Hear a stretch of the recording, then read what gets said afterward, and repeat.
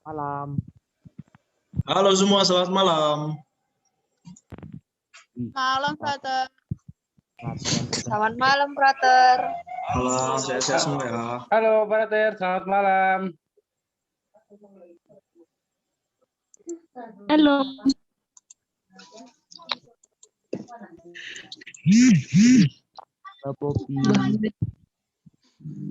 Semoga lancar hari ini ya, nggak macet. Ini.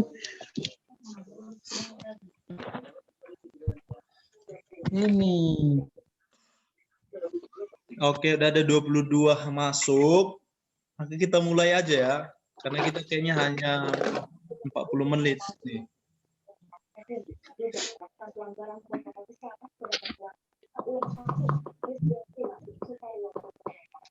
Bisa, Uli?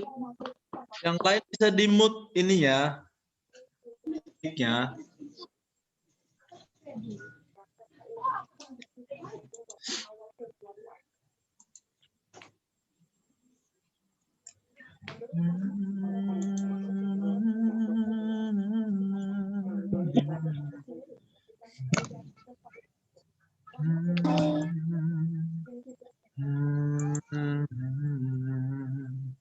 Bisa nampak layar yang saya share di situ, teman-teman? Nampak kok, Bisa, Frater. Frater. Bisa, Frater. Bisa. Jadi ini yang sering aku sarankan sama kalian ya, katolikitas.org. Karena di situ informasinya lebih terpercaya lah untuk iman kita.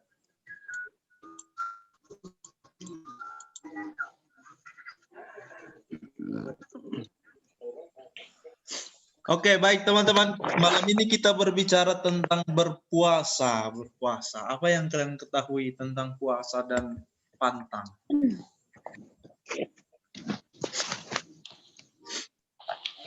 Udah puasanya kalian. Umur berapa sih ini paling muda? Ada di bawah 14 tahun?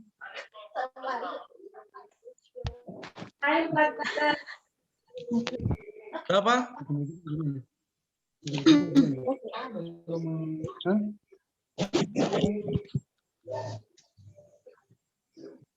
Yang 14 tahun ke bawah bisa mendengar-dengar saja.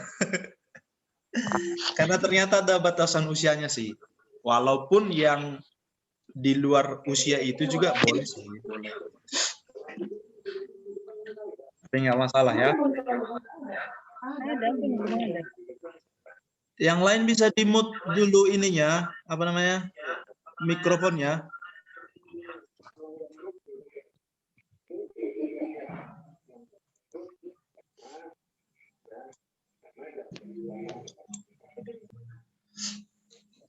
Kok enggak kelihatan kameraku ya? Mana? Ini. Masuk ini, masukkan ke video.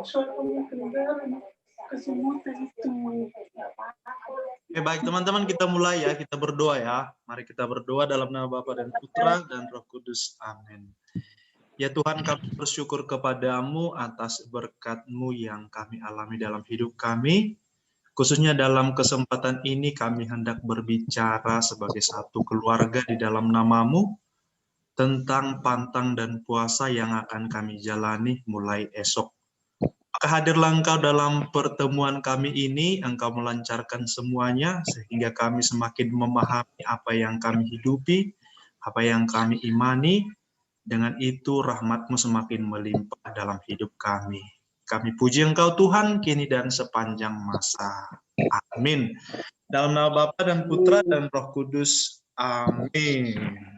Baik teman-teman, saya akan coba bacakan artikel ini ya. Sebenarnya yang saya share tadi bisa kamu lihat nanti di katolisitas.org.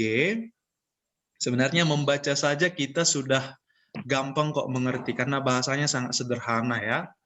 Tetapi sebagai satu keluarga kita coba diingatkan bersama dalam Zoom kali ini ya. Karena besok kan di tempat kalian mungkin ada yang misa online karena memang belum diizinkan untuk offline, tapi mungkin ada juga yang sudah offline. Seperti di Siantar, di tempat saya di Jalan Medan, kita akan offline dua kali. Itu jam 6 sama jam 7:30 sih kalau saya nggak salah ya. Nah, aku bacakan saja ya. Bagaimanakah berpuasa yang benar menurut ajaran Gereja Katolik? Kapan dan bagaimana puasa itu dilakukan?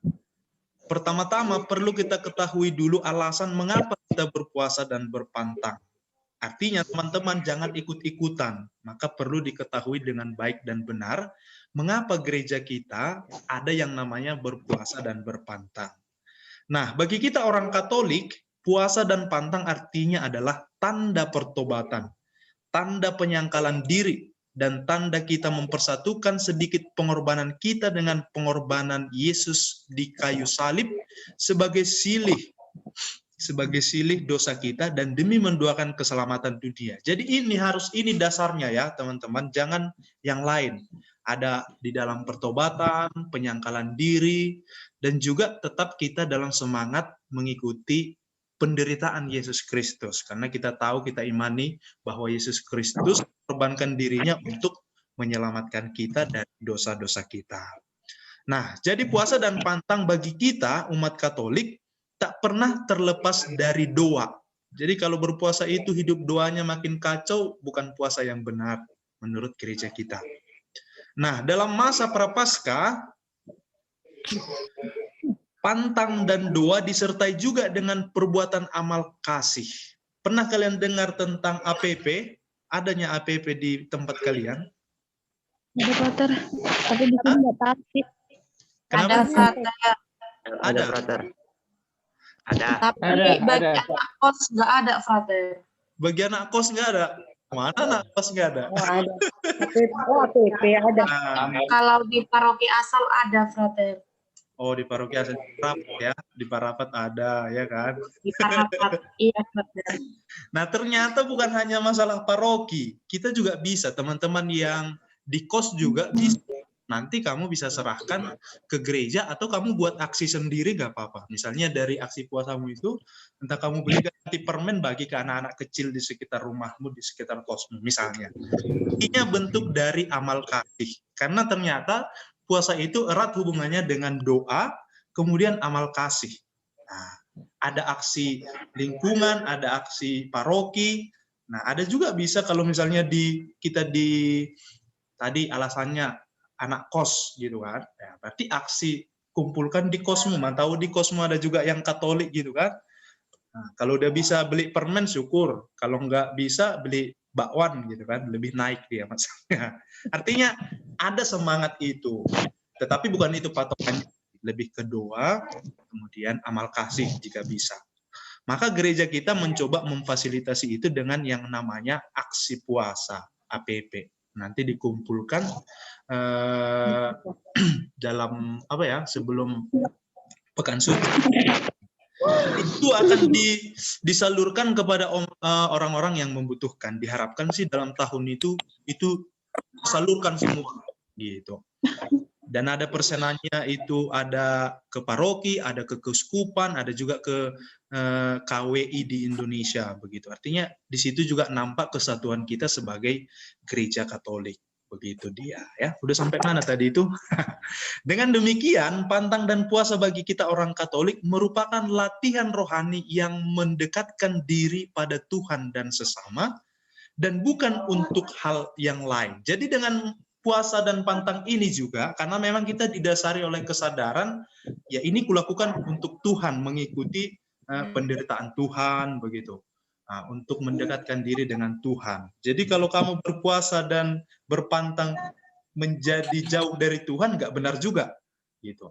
Nah, karena dengan berpantang dan berpuasa diharapkan hidup doa kita juga semakin mendalam begitu. Kalau yang selama ini mungkin doanya hanya bangun pagi dan mau tidur lagi, maka dalam masa puasa diharapkan lebih dari itu lagi doanya gitu. Itu yang diharapkan. Dan di sini dikatakan berpuasa atau berpantang itu bukan bagian dari diet. Ya, cewek-cewek ya. Ternyata bukan bagian dari diet atau supaya kurus, apalagi anak kos ini untuk menghemat dan lain-lain. Jadi bukan itu tujuannya. Yang agak besar badannya, mungkin mau menikah jadi harus supaya muat nanti kebanyakan mungkin diet ketat. Bukan itu yang dimaksud di sini ya. Bukan bagian dari diet atau menguruskan badan, bukan. Apalagi menghemat, bukan. Boleh sih ada menghemat, tetapi tujuannya supaya ada yang bisa saya berikan ke orang lain. Gitu dia. Bukan karena anak kos dia supaya hemat-hemat bisa belanja yang lain, bukan itu juga. Nah, bukan itu ya. Nah, dengan mendekatkan dan menyatukan diri dengan Tuhan, maka kehendaknya menjadi kehendak kita. Dan karena kehendak Tuhan yang terutama adalah keselamatan dunia, maka melalui puasa dan pantang kita diundang untuk mengambil bagian dalam karya penyelamatan dunia dengan cara yang paling sederhana, yaitu berdoa dan menyatukan pengorbanan kita dengan pengorbanan Yesus di kayu salib. Nah, teman-teman, dengan pantang dan puasa kita ikut menyelamatkan dunia. Kalau kamu mendoakan misalnya supaya COVID cepat berlalu, semoga Tuhan mendengarkan, dunia terselamatkan, bukan? Kalau kamu mendoakan mungkin saudara-saudari kita yang berkekurangan, artinya kita ikut ambil bagian menyelamatkan dunia. Gitu. Kemudian kita pun dapat mulai mendoakan keselamatan dunia dengan mulai mendoakan bagi keselamatan orang-orang yang terdekat dengan kita. Maka dalam masa prapaskah ini, kalau selama ini mungkin kamu mendoakan orang tua hanya ketika dia ulang tahun, ketika dia mungkin ulang tahun pernikahan atau hal-hal yang yang istimewa saja, maka diharapkan kita semakin banyak mendoakan orang tua kita, mendoakan teman kita, sanak saudara kita, pokoknya banyak orang yang kiranya kita doakan, ya. Doakan juga para imam supaya setia, kami para frater supaya semangat studinya, gitu kan. Artinya saling mendoakan pemimpin negara, mendoakan para DPR supaya jangan mementingkan perutnya saja, tetapi mementingkan kepentingan rakyat, gitu-gitu. Artinya kita diajak semakin banyak berdoa. Itu mengenai latar belakang dan juga kiranya menjadi pengetahuan juga dasar untuk kita semakin menyadari mengapa kita berpuasa. Jangan ikut-ikutan saja. Oh, mulai besok berarti nggak makan nasi 3 kali sehari gitu. Kenapa kau nggak makan nasi? Kita bingung. Kenapa? Ya gitulah aturan gereja kami. Kita pulang-pulang. Kiranya setelah Jumat ini kita tahu, oh kami tidak makan nasi karena kami mau menyatukan semangat kami dengan semangat Yesus Kristus. Oh kami tidak jajan lagi karena kami mau menabung untuk nanti bisa kami serahkan kepada teman-teman. Oh kami tidak berpuasa ya supaya hidup kami semakin saleh gitu. Artinya ada dasar itu. Ingat dasarnya itu doa, kemudian semangat mengambil bagian dalam penderitaan Kristus dan semangat pelayanan kasih berderma. Nah, kita coba lihat menurut hukum Gereja Katolik. Pernah yang kalian dengar KHK? Hah? Belum, tapi pernah frater, tapi belum masuk mata kuliah itu. Oh, belum masuk mata kuliah itu. KHK itu ada, beda dengan KGK ya. Beda dengan KGK. Ini KHK, kalau KGK, aku coba lihat ya. Nah, kalau KGK ini, nah banyak buku-buku, tapi itulah kalau KHK ini. Nanti frater baru masuk KHK. Hah? Oke, nggak apa-apa. Yang penting kita tahu bahwa KHK itu berarti kitab hukum kanonik. Artinya ada hukum juga dalam gereja kita. Ya, diatur semua di situ. Bagaimana cara hidup pastor, bagaimana cara hidup suster, bagaimana cara hidup umat, bagaimana misalnya syarat-syarat permandian. Pokoknya banyak di sini. Misalnya kalau kamu menikah, syarat-syaratnya sah atau tidak sah bagaimana. Misalnya ada persoalan pernikahan nanti, bagaimana itu dilihat sebagai pernikahan yang tidak sah. Apakah bisa dibatalkan? Pokoknya banyak di sini. Ini namanya KHK. Kalau katekismus itu mengenai katekesi dalam gereja kita. Artinya buku iman juga sih. Nah, dalam KHK kita juga ternyata dituliskan tentang pantang dan puasa itu. Bagaimana dituliskan? Kita coba baca di sini ya. Yang pertama, Kanon 1249. Dikatakan seperti ini. Semua orang beriman Kristiani wajib menurut cara masing-masing melakukan tobat demi hukum ilahi. Tetapi agar mereka semua bersatu dalam suatu pelaksanaan tobat bersama, ditentukan hari-hari tobat di mana umat beriman Kristiani secara khusus meluangkan waktu untuk doa, menjalankan karya kesalehan dan amal kasih, menyangkal diri sendiri dengan melaksanakan kewajiban-kewajibannya secara lebih setia, dan terutama dengan berpuasa dan berpantang menurut norma kanon-kanon berikut. Nah, secara pribadi kita bisa melakukan yang namanya pantang dan puasa, kapan saja dan di mana saja. Tetapi untuk sebuah kesatuan, karena kita satu tubuh dalam Kristus, maka ditentukan waktu-waktu yang kita akan jalankan bersama. Gitu. Artinya di luar yang ditetapkan ini, kita bisa juga melakukan pantang dan puasa tersebut. Nah, Kanon 1250, hari dan waktu tobat. Dalam seluruh gereja ialah setiap hari Jumat sepanjang tahun, dan juga masa prapaskah. Nah, setiap hari Jumat, teman-teman, nggak tahu kalian ya, kalau ada pesta-pesta di keluarga kalian hari Jumat, itu sebenarnya bukan semangat Katolik sih. Karena ternyata artinya sepanjang tahun, setiap hari Jumat itu adalah pantang dan puasa dalam gereja kita. Dan pada masa prapaskah. Nah, sekarang kita mau fokus pada masa prapaskah. Maka setelah hari ini, kalau hari Jumat, usahakanlah kurangi makananmu kan. Jangan makan daging hari Jumat, usahakan. Nah, ternyata begitu dituliskan, gitu kan. Nah, kita lanjut ya. Kita nanti akan fokus ke masa prapaskah, mulai dari Rabu Abu. Artinya kalau tahun ini mulai besok. Kanon 1251, pantang makan daging atau makan lain menurut ketentuan konferensi para uskup hendaknya dilakukan setiap hari Jumat sepanjang tahun, kecuali hari Jumat itu kebetulan jatuh pada salah satu hari raya yang pada hari yang terhitung hari raya.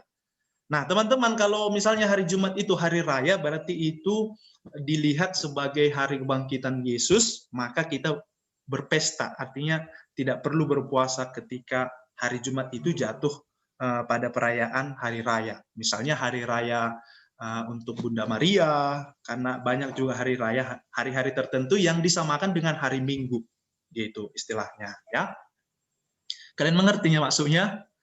Boleh kalau agak bingung ya, karena kita belajar bersama di sini. Jadi dalam misa harian itu ada yang hari biasa, ada yang perayaan, itu tingkatannya ya. Hari biasa, ada perayaan wajib misalnya atau fakultatif, ada tingkatannya pesta, ada tingkatannya hari raya. Nah, yang dimaksud di sini kalau hari raya dia tepat hari Jumat, maka kita tidak diwajibkan untuk berpantang dan berpuasa. Oke? Nah, sedangkan pantang dan puasa hendaknya dilakukan pada hari Rabu Abu dan pada hari Jumat Agung, yaitu memperingati sengsara dan wafat Tuhan kita Yesus Kristus. Ternyata teman-teman, menurut kanon ini, yang diwajibkan untuk kita berpantang dan berpuasa itu hanya pada hari Rabu Abu dan Jumat Agung. Yang diwajibkan, ingat ya kata yang diwajibkan. Nah, kalau yang diwajibkan itu harus, tetapi di luar itu boleh kita mencari demi penghayatan iman kita masing-masing. Bukan berarti, oh ternyata hanya hari Rabu Abu dan Jumat Agung, selain itu bebas. Nah, bukan itu. Kalau kita merasa kita tidak mau yang minimal, maka kita cari waktu-waktu di luar itu. Tetapi menurut gereja kita dalam kanon ini, yang wajib untuk kita pantang dan puasa itu hari Rabu Abu dan hari Jumat Agung. Oke, kalian tahu mengenai pantang dan puasa nggak? Jangan-jangan dari tadi. Apa udah? Hah? Sedikit. Ada yang kalian tahu perbedaan pantang dan puasa? Atau sama aja itu? Gimana?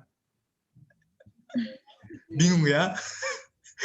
Ada yang mau berbagi? apa itu pantang, apa itu puasa. Sebenarnya kalau kalian baca tadi artikel ini, ke bawah lagi. Ada tapi sedikit. Hah? Aku kurang paham, brother. Kurang paham. Kurang paham atau memang nggak tahu sama sekali? Tahu sih, tapi agak kurang paham gitu. Oh, nggak apa-apa. Oke, nggak apa-apa. Kita coba ini ya. Karena akan ditentukan di situ apa itu pantang, apa itu puasa, kemudian batas umurnya juga akan dijelaskan di sini. Kanon 1252. Peraturan pantang mengikat mereka yang telah berumur genap 14 tahun. Udah 14 apa nih? 14 kalian di sini?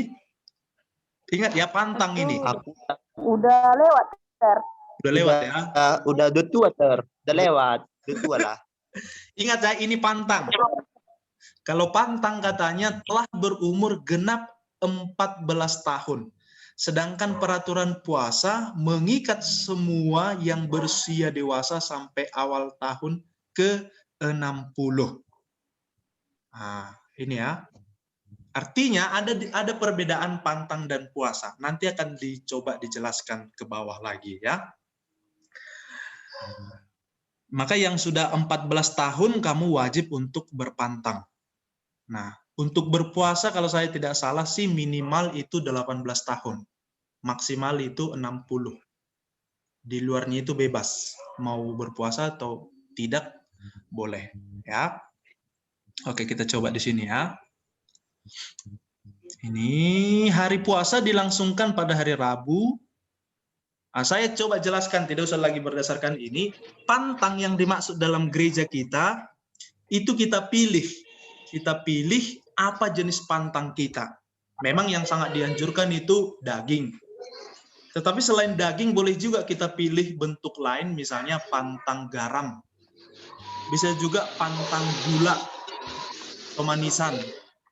Bisa juga misalnya yang suka belanja-belanja, pantang belanja, pantang jajan atau ngemil. Yang suka dengan media sosial, misalnya suka main game segala macam sampai lupa waktu. Siapa ini? Galaxy J1. Nggak di-mute ya ininya, supaya nggak terganggu yang lainnya. Nah, pantangnya itu bisa juga misalnya pantang main game. Teman-teman OMK pasti suka dengan game kan. Bisa juga pantang nonton film. Artinya pantang itu bukan terpaku hanya pada makanan.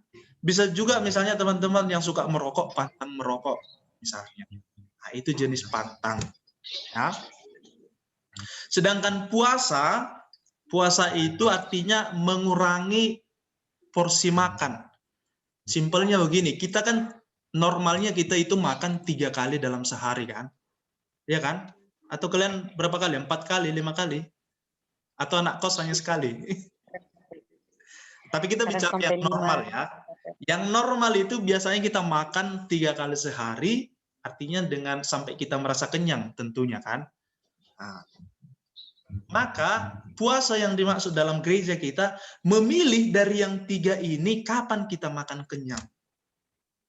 Kalau selama ini di luar masa puasa kita makan kenyang itu tiga-tiganya kita makan kenyang, maka dalam masa prapaskah ini, berpuasa ini, kita memilih sekali saja untuk kenyang. Misalnya kita pilih pagi untuk kenyang, maka siang sama malam boleh kita makan tetapi tidak sampai kenyang, seadanya saja. Atau kalau kita pilih misalnya siang, maka pagi dan malam kita makan seadanya. Artinya kita pilih 1 kali makan kenyang. Nah, ada yang bertanya di media sosial bertanya, jadi Frater nggak makan kenyangnya, tapi makan snack sekali sejam gitu kan? Bukan itu. Bahkan diharapkan selama masa prapaskah ini kita mengurangi yang namanya makan snack atau ngemil gitu. Nah, begitu teman-teman mengenai pantang dan puasa. Maka kita bebas memilih apakah pagi, apakah siang, apakah sore untuk makan kenyangnya. Dan yang diwajibkan seperti yang saya katakan tadi, hanya hari Rabu Abu dan Jumat Agung. Di luar itu boleh saja kita buat, tetapi itu kewajiban lagi. Tetapi lebih karena kesadaran dalam diri kita, kan masa prapaskah begitu. Oke, apalagi yang perlu saya sampaikan ya? Tadi mengenai batas umurnya untuk ini tadi kan puasa itu Rabu, Abu dan Jumat Agung. Dan sepanjang sepanjang tahun setiap hari Jumat. Kemudian pantang apa yang bisa tadi saya katakan? Kalian ingat masih jenis-jenis pantang? Pantang garam. Garam. Pantang manis padi. Pantang daging. Pantang daging. Oh, daging itu ya. Pantang berapa, Pantang menggosip juga bisa ya. Pantang menggosip bisa juga. Pantang main TikTok ya si Santi ini, brother. Hah? Suara ya Mario, suara. Pantang main TikTok. si Santi ini. Pantang main TikTok juga boleh. Kalau udah main TikTok, Iya. Ayah Mario, tolong suara. Ayah Mario, tolong suara. Salah main TikTok. ya kalau Ayah kalian, Mario diam. kalau kalian merasa perlu itu akan saya kurangi, tapi apakah kalian rela? Janganlah, gitu kan? Ter. Janganlah, nanti ada lagi Jangan, brother. brother. Oke. Nggak ada nanti tempat terjadinya. Oke, Ada lagi brother. kita lanjut ya. Apa tadi yang mau saya? Kalau pantang itu beda ya dengan puasa. Kalau pantang itu setiap Jumat selama masa prapaskah kita berpantang. Setiap Jumat dan hari Rabu Abu. Jadi kalau kita hitung nanti 6 pekan masa prapaskah, kemudian tambah Rabu Abu, maka 7 kali berpantangnya. Ya, setiap hari Jumat selama masa prapaskah kita berpantang. Ya. Oke, teman-teman. Umur berapa, Kak? Ini 14 bulan. Ini kakaknya 4, yang satu lagi 7. Jalan 8. 1 tahun 2 bulan ya. Ini Kak 1 tahun sampai 6 bulan. 1 tahun sampai 6 tahun. Ini kan 1 kali sampai. Mau nanya dong? Kali sehari ya. Berapa, Kak? Oke, baik teman-teman. Mengenai kalau selama ini yang kita ketahui kan, memberi abu biasanya di dahi kan? Iya kan? Iya. Nah, kita dengan situasi di dahi sambil dikatakan imam. Aduh. Brother mau nanya.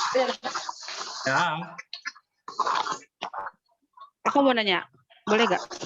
silakan. Siapa tadi namanya? Kenapa Ita. Kenapa puasa orang Katolik tidak sama dengan puasa orang Muslim? Maksudnya? Dulu ribut banget ya. Maksudnya kan Nah, kalau tolong misalnya suaranya orang yang Muslim lain, itu kan Mbak. kalau Yang lain di mute ya, yang lain di mute mic-nya. Matikan.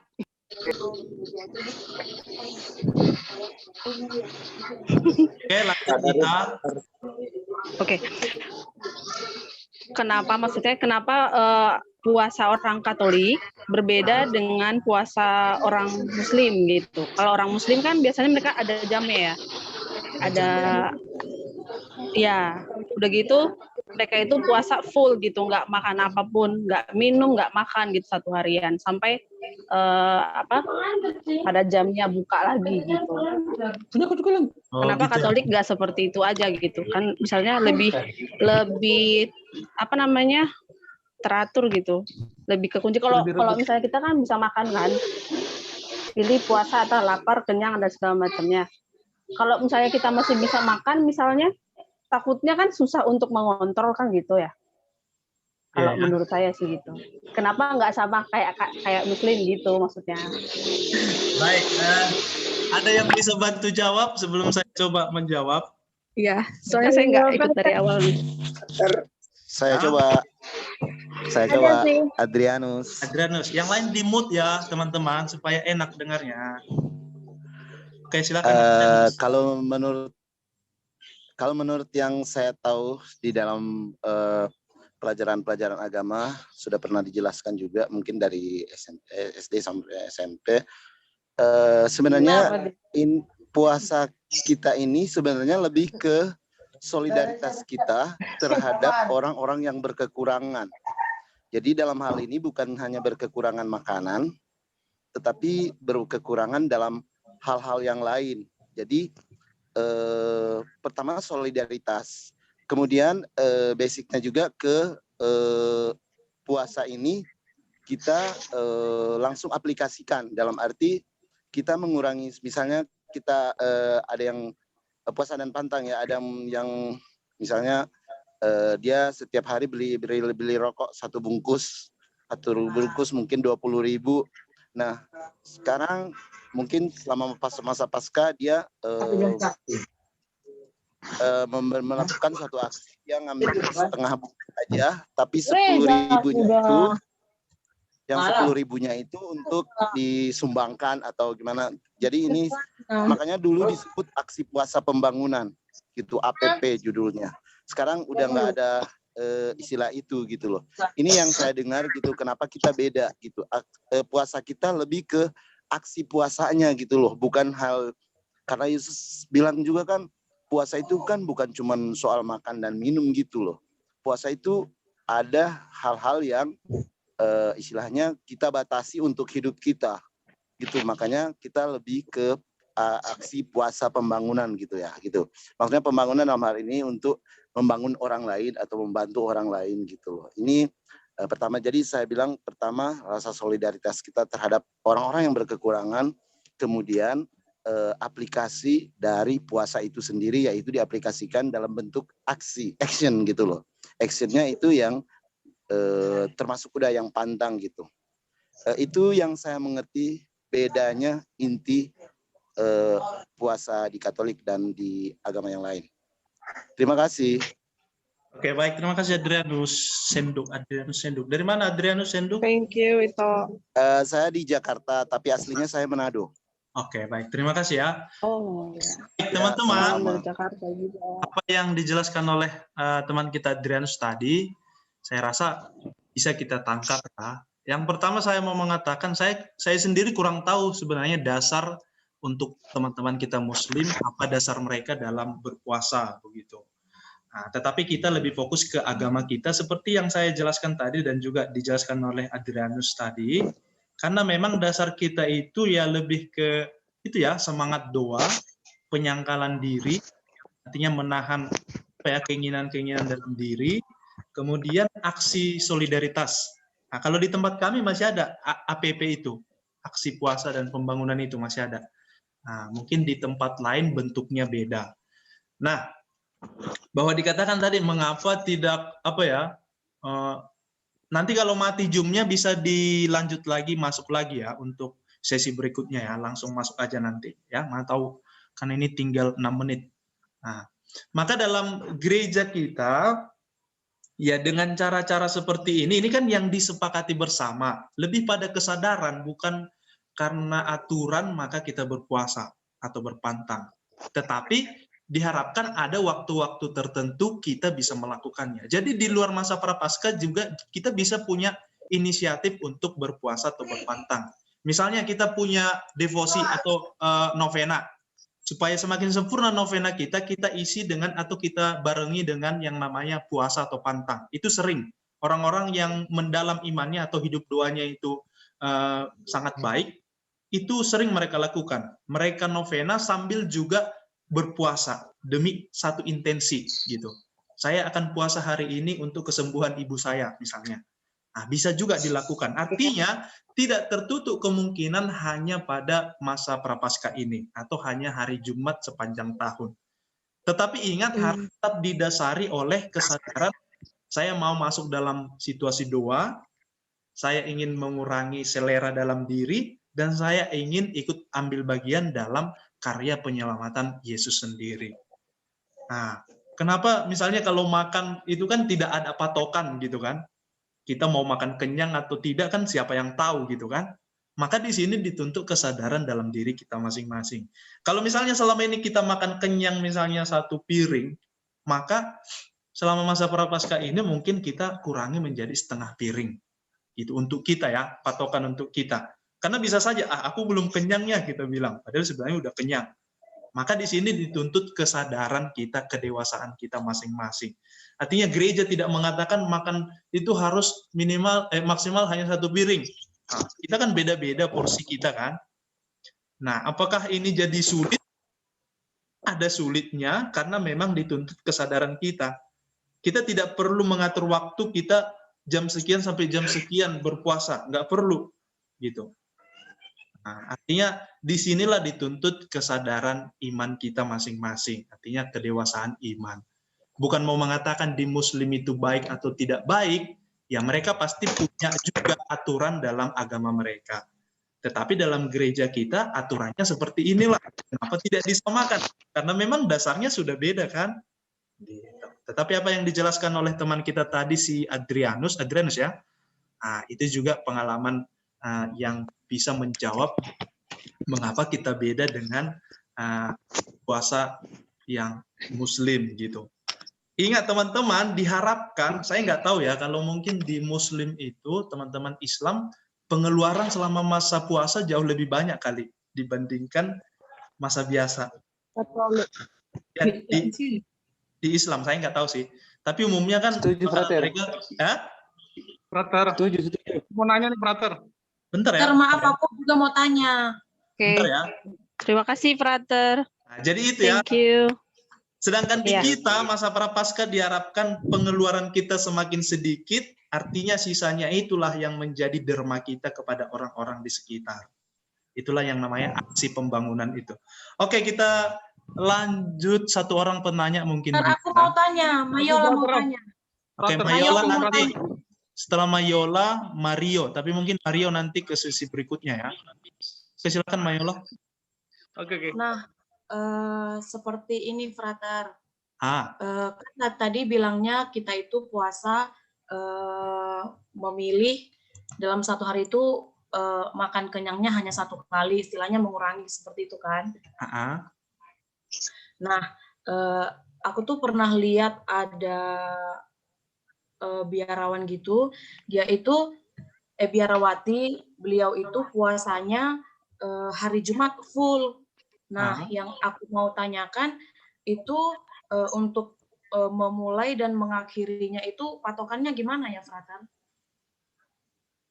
Maksudnya pada saat kapan kita, pada saat misalnya pada jam berapa memulainya, terus ngebatalin puasanya itu pada kapan? Karena ada beberapa biarawati yang aku lihat itu mereka itu memang benar-benar full puasa 1 harian pada saat hari Jumat gitu.